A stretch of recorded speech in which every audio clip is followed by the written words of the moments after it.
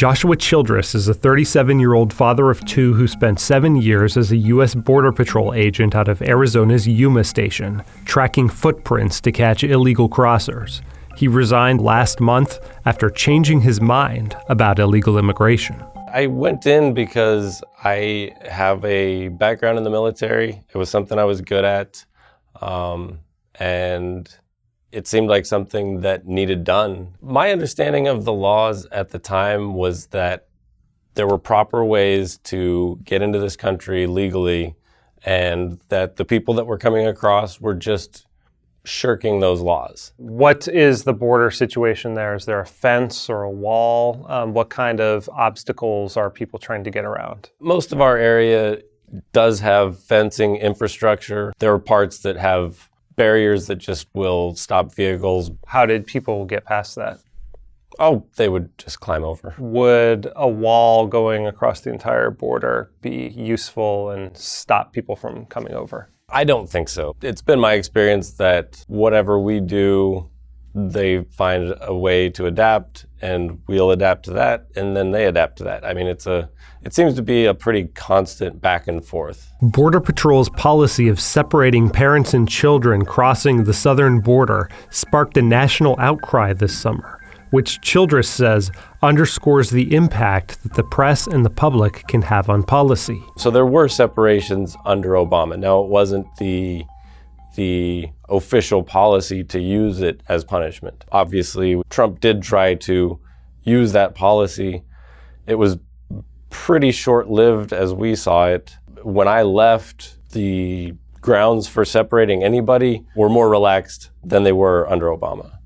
So that's the effect that the public outrage, I think, has had, is that when the people just won't tolerate it, it's going to have to change. Were there any particular experiences that made you start second-guessing this entire endeavor?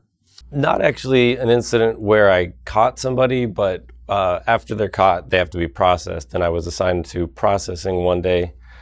And as a routine part of the questioning, we have to ask if they have scars or tattoos.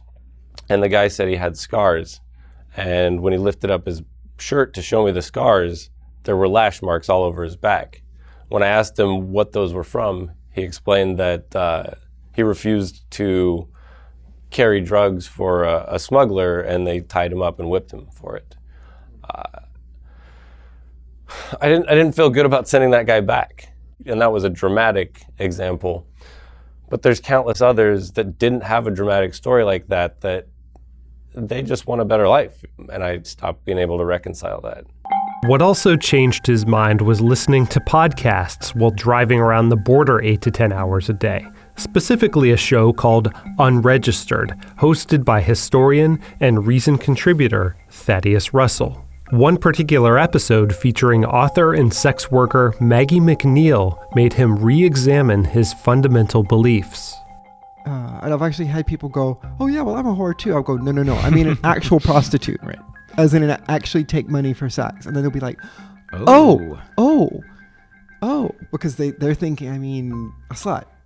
Right. You know? And it's like, no, I mean actual whore. How did the ideas being expressed there change the way you started to think about your job? So there were two guests of Thad's that when I first saw them, I wasn't completely thrilled. I didn't really want to hear what they had to say, I thought. And one of those is Maggie McNeil and Connor Habib, who's a gay porn star. I don't have anything morally against either of those lifestyles, but I also didn't really want to hear about it. But once I finally did download and listen to those episodes, I was blown away. I mean, they had so much more to offer and so much more to say than these little categories that we put them in as porn star or prostitute. They're fascinating people. They're brave, they're smart, they're heroic.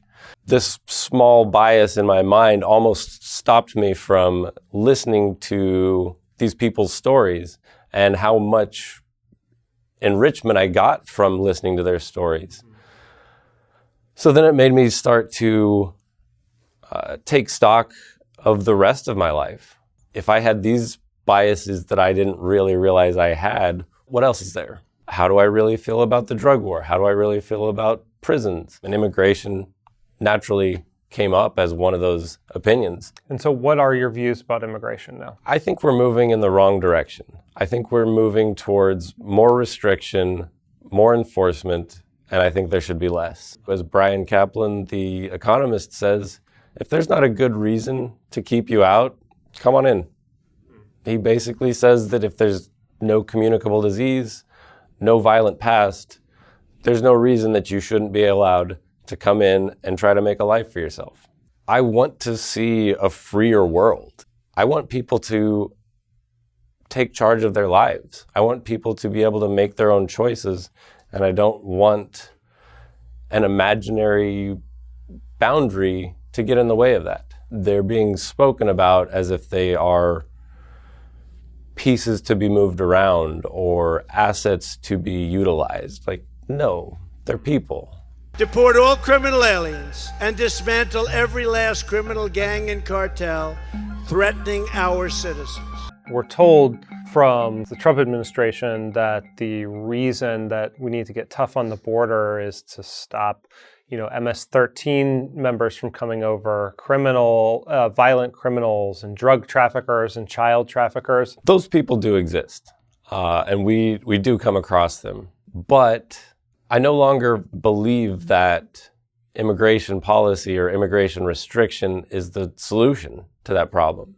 If you have problems with drug trafficking and violent gangs, which are also linked to drugs most of the time, well, let's legalize drugs in the United States, and that takes a significant amount of power out of those guys' hands. We can't fix the problem just by more restriction. Childress recently appeared on Russell's podcast for a long-form discussion about his intellectual journey and ultimate decision to leave the Border Patrol. He's now working on a maintenance crew at an apartment complex alongside several Mexican immigrants. If what I have to say has any effect, I hope that it is that people will take inventory of their life and take inventory of their views. Think about why you believe what you believe. And if you can go through it and think, yeah, these beliefs are firmly rooted, good. That's going to help you sleep at night. That's going to help you lead a peaceful life. But if it's not, I think that's valuable information to have.